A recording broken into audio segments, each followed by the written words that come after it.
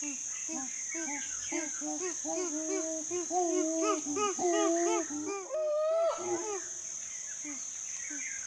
me, storytelling has always been the way to reach the heart. The stories that you can tell around the images, along with the images, make something very, very powerful.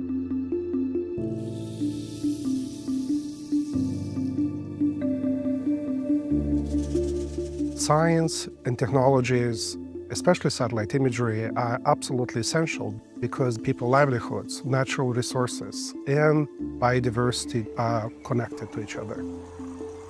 Satellite imagery are our eyes in the sky, providing those insights and up-to-date information. Sasa tunawasikilizeni nyinyi ndio wenye misitu. Wote mnaridhia? Bila mashaka. Kizenga oye!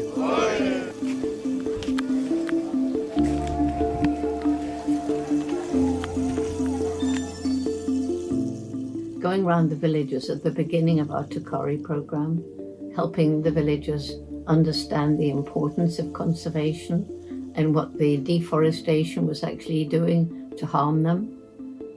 I will never forget when Lillian and I went to one of these villages and he'd acquired one of these huge satellite imagery maps and we laid it out. The villagers were sitting around it and their excitement was absolutely fantastic.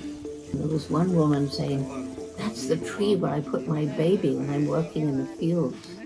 And another man was saying, "No, we can see our sacred sites, this tree and this rock." And I remember one woman, and she said, "Well, I used to do my farming on this hillside," and she pointed to it. And she said, "But then all the trees went away, and there was this terrible landslide which showed on the map you could see where the mud had slid down and there was no vegetation left on either side." So she said, "Now I understand. Now I know that it's worth walking a whole extra hour in the morning to get to a place where I can cultivate the land without causing this terrible destruction of the environment." Takale gives me hope. The way it gives me hope is it is changing lives. And it is also empowering the local voices. You find there are people, they call themselves like forest guardians, friends of forest. There are people who are becoming, tree planting groups. More than 80% of biodiversity are in the hands of indigenous people and local communities across the world. In Africa, on average, more than 65% land tenure is in the hands of local communities. So if we want to achieve conservation impact and address the climate change, we have to work with local communities and not only engage them, but empowers them to own and drive decision-making in their landscapes. Well, the Kari approach began when I flew over the Gombe area. I flew over an area which in 1960 was part of the equatorial forest belt that stretched right across equatorial Africa to the west coast. By the late 80s, I flew over in a small plane and I looked down and I saw a tiny island of forest. Gombe National Park is very small, surrounded by bare hills. As you know, I spent many, many years studying chimpanzees. When I began, there was probably between 1 and 2, and I'd say closer to 2 million. And today, 100,000 to 300 and a bit thousand is all that's left. Many of them are in fragmented environments, isolated genetically, and have little chance of survival. So they are highly endangered. And if we don't take action, then they will become extinct.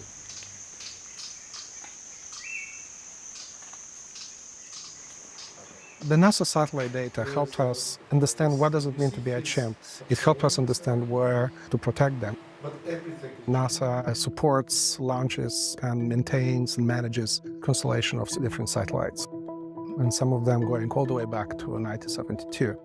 By providing this data to the conservation community, it helps us continuously monitor the chimpanzee habitats. The chimpanzee habitat suitability model, developed with support from NASA and University of Maryland, includes more than a dozen variables directly extracted from Landsat satellite imagery. It includes NDVI, it includes percent tree canopy cover, it includes tree heights. Using conservation standards approach and dashboards, we take these models and turn them into habitat health indicators, into actionable information people on the ground can actually work with. And the conditions of the forest can change quite rapidly due to illegal logging, mining, or any other threats. So this information is updated in near real time, so that conservation decision makers can see the individual threats affecting chimpanzee habitats from village to national scales and across the entire chimpanzee range in Africa. And this NASA data helps identify areas under threat of illegal logging or fire damage where local managers could be deployed to mitigate the threat.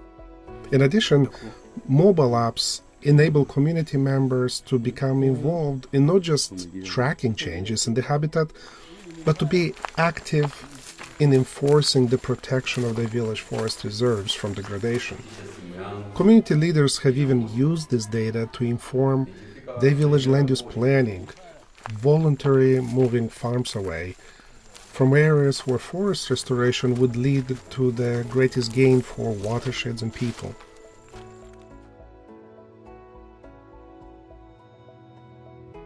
It works both ways. Sometimes you show a lush forest and then you show how a few years later it's devastated. There's just a few burnt stumps.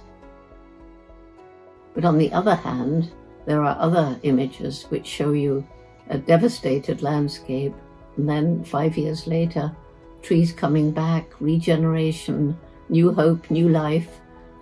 So the stories that you can tell around the images, along with the images, make something very, very powerful. And you need both to make the kind of impact that we need to make today to help people understand the devastation we've caused, but to give them hope that we can turn things around. And that's what these satellite images show so clearly. I'm convinced that we have planted a seed that is going to spread, and this is the very good way of trying to ensure our contribution to the mother planet. My future is a future where technology is married to compassion and love.